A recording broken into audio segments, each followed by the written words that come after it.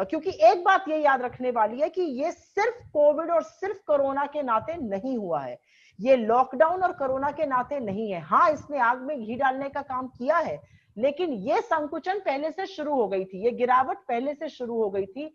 GDP corona के पहले 7 तिमाही से लगातार गिर रहा था।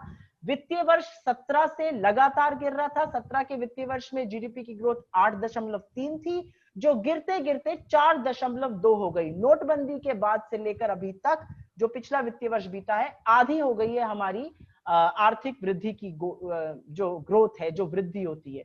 तो कहीं पर इसका, और कोविड के पहले ही बेरोजगारी 45 साल में सबसे ऊपर पहुंच गई थी, आर्थिक मंदी अपना पैर जमा चुकी थी। तो कहीं पर यह सरकार की विफलताओं का परिणाम है, क्योंकि बाकी देशों में इसका इफेक्ट हुआ है पर इतना बुरा नहीं हुआ है जितना हमारे देश में हुआ है। और इसका सिर्फ और सिर्फ एक और कारण है, और चिदम्बरम जी ने यह बिल्कुल सही कहा कि कहीं पर सरकार की आनाकानी, कहीं पर सरकार का बहानेबाजी, कहीं पर सरकार का सुर्खियां बटोरना ही इसका कारण है।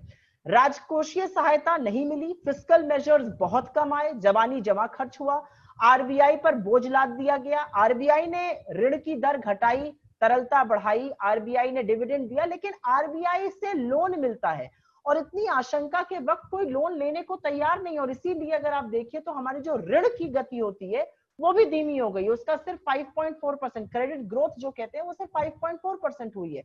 सरकार के सामने सिर्फ एक उपाय है, और वो उपाय है कि आप लोगों को के माध्यम से उपभोग बढ़ाइए, लोगों की किसी ना किसी तरह से इनकम बढ़ाइए।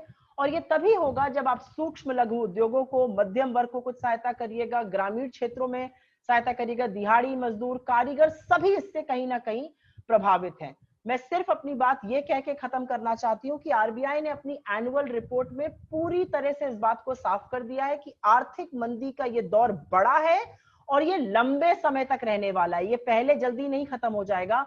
और इसीलिए सरकार से हमारी आशा है, गुजारिश है, रिक्वेस्ट है कि आप सुर्खियां बटोरना छोड़िए। किसी भी समस्या को सुलझाने का या उसका समाधान करने का पहला स्टेप होता है, पहला कदम होता है उसको स्वीकारना। आप स्वीकारिए कि आर्थिक मंदी का दौर है, आप स्वीकारिए कि देश की अर्थव्यवस्था चौपट हो चुकी है, और उसके बाद, इसको स्वीकारने के बाद इसके उपाय खोजिए, इसका समाधान खोजिए।